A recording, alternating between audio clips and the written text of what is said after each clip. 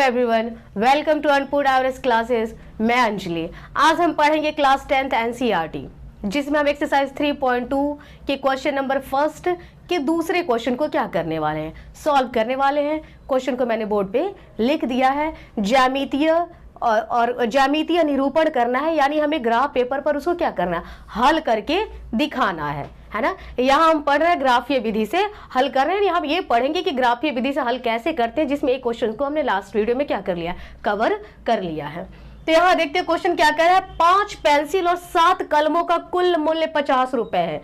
एक चीज बता देते हैं, इस तरह के क्वेश्चन हमने लास्ट एक्सरसाइज में भी पढ़े थे, लेकिन वहां क्या था ना, हमें केवल ग्राफीय निरूपण करना था, हल नहीं करना था। यहाँ उसी तरह के क्वेश्चन है, लेकिन हम इसे क्या करना, हल करना है ग्राफीय विधि से, है ना। तो 5 पेंसिल और 7 कलमों का कुल मूल्य कितना रुपए है, 50 रुपए है। आगे क्या कह रहा है, 7 पेंसिल और 5 कलम का कुल मूल्य कितने रुपए है, 46 रुपए है। तो एक पेंसिल और एक कलम का मूल्य ज्ञात कीजिए। हमें जो पूछा है, 2 चर वाले रैखिक समीकरण है, एक को x मानेंगे और एक को क्या करेंगे, y मानेंगे। तो एक पेंसिल का मूल्य हम क्या कर लेते हैं, x मान लेते हैं।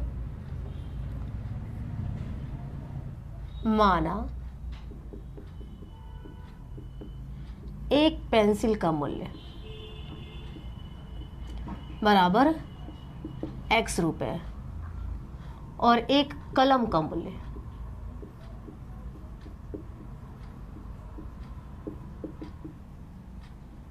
y रुपए। हम यहाँ कितने पेंसिल खरीदे थे, 5 पेंसिल और 7 कलमों का कुल मूल्य कितने रुपए है, 50 रुपए।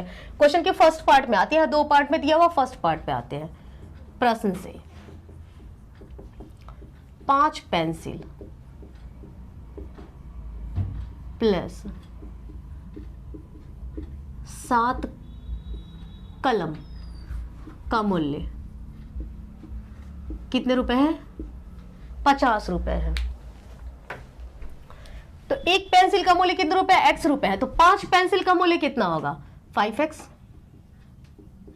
एक कलम का मूल्य y रुपए है, तो 7 कलम का मूल्य कितना हो जाएगा, 7y।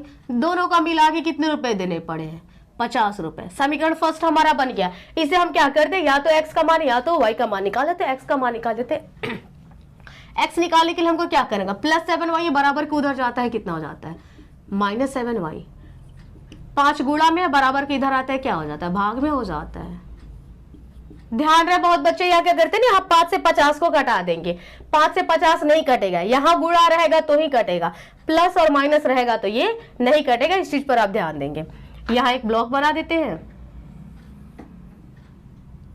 और x और y के मान हम यहाँ डाल देते हैं। ध्यान रहे, मान ऐसा डालते हैं कि भरसक हम कोशिश करते हैं ना कि बट्टा नहीं आए। 50 y का मान क्या डालें, एक तो 0 डाल सकते हैं, है ना, दूसरा 0 ही डाल देते हैं, y 0 डाल देते हैं। तो 7 y की जगह कितना डालेंगे, 0 बटा 5। 50 माइनस 7 में 0 से गुणा करेंगे, 0 बटा 5। 50 में से 0 जाता है, 50 बटा 5। 5 से कट के ये कितना हो जाता है, 10। y की दूसरी वैल्यू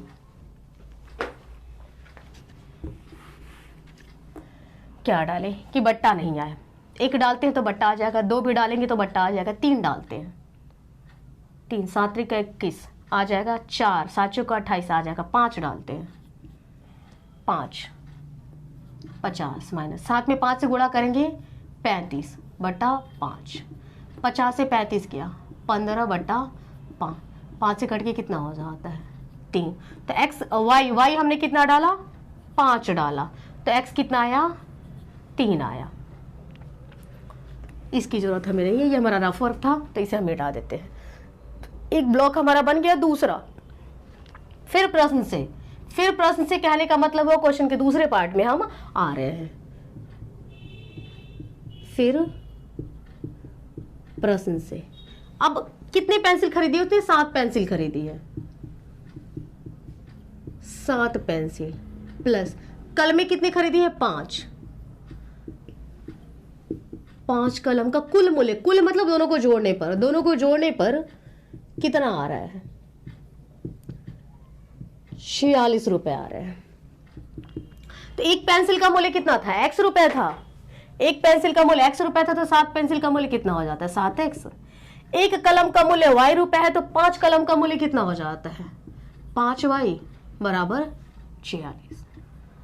7x 46 प्लस 5y बराबर को उधर जाता है -5y, तो x कितना हो जाता है 46 माइनस 5y बटा 7, 7 गुणा में इधर आता है भाग में।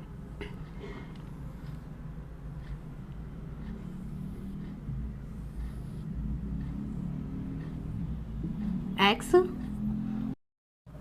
अब हम y का मान रखते हैं। y का मान कोशिश करते हैं ऐसा रखें कि बट्टा में ना आए, तो जैसे हम 0 रख देते हैं तो भी बट्टा में आ जाता है, 2 रखेंगे तो भी बट्टा में आएगा, 3 5 या 15 तो भी बट्टा में आ जाएगा, 4 5 का 20 तो भी बट्टा में आ जाएगा, 5 5 में 25, यहाँ बट्टा में नहीं आने वाला है तो हम यहाँ क्या कर देते हैं y का मान क्या रखते हैं 5 रखते हैं।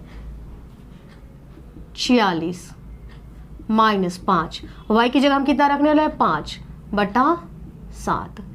46 5 में 5 से गुणा किया 25 बटा 7, 46 से 25 जाता है 21, 21 बटा 7, 7 से कट के कितना हो जाता है 3। तो एक मान तो हमने रख लिया, अब हमें क्या करने हैं दूसरा मान रखना है। हमने 5 रखा, यदि 6 रखते हैं तो भी बट्टा में आ जाता है 7, 7 5 35 बट्टा में आ जाएगा, 8 8 भी बट्टा में आ जाएगा।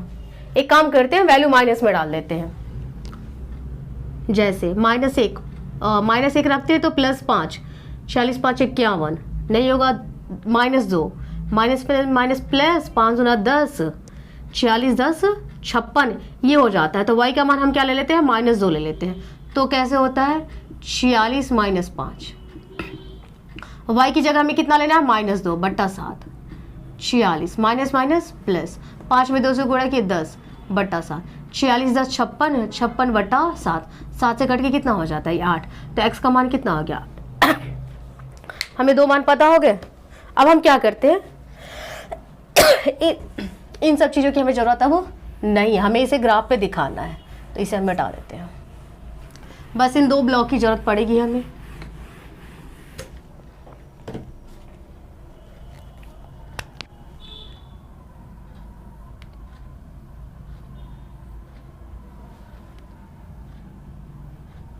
x y 10 यही वाला है 10 0 3 5। दूसरा क्या है x 3 5 8 -2। अब इन 2 ब्लॉकों से हमें क्या करना है ग्राफीय विधि से हल करना है। x पर सबसे अधिक वैल्यू कितनी है 10 है, चाहे तो 2 का डिफरेंस ले सकते हैं या फिर 1 1 पर भी आ जाएगा।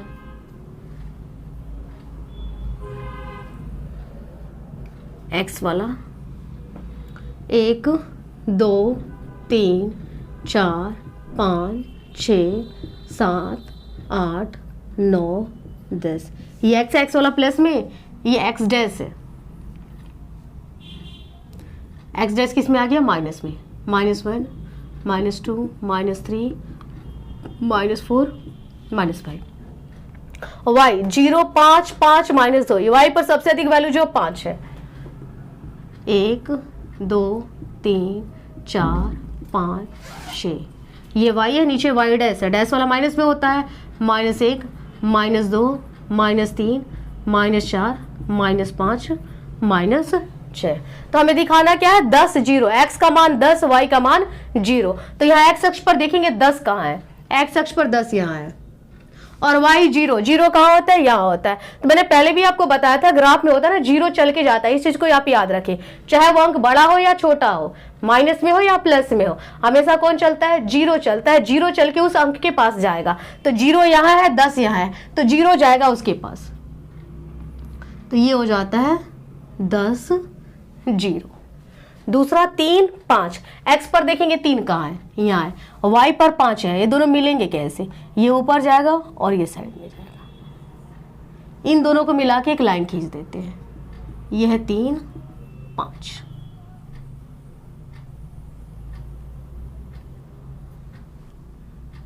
ये हमारा पहला समीकरण के पहला आलेख हो गया। अब दूसरे समीकरण के लिए दूसरा आलेख हमें खींचना है। x पर 3 y पर 5, x पर 3 y पर 5 ये पहले से ही है। दूसरा x 8 y -2, x पर देखेंगे 8 कहाँ है, यहाँ है, और y पर -2 कहाँ है, यहाँ है। ये दोनों मिलेंगे कैसे? मिलने के लिए नीचे जाएगा और ये साइड में जाएगा, लगभग यहाँ आके मिलेंगे। 8 -2। अब इस बिंदु को और इस बिंदु को मिला के हमने क्या करना है? एक लाइन खींच देना है, एक रेखा खींचनी है।